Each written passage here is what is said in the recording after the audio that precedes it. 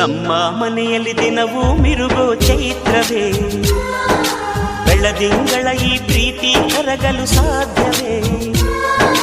ನಮ್ಮ ಮನೆಯಲ್ಲಿ ದಿನವೂ ಮಿರುಗೋ ಚೈತ್ರವೇ, ಬೆಳದಿಂಗಳ ಈ ಪ್ರೀತಿ ಕರಗಲು ಸಾಧ್ಯವೇ?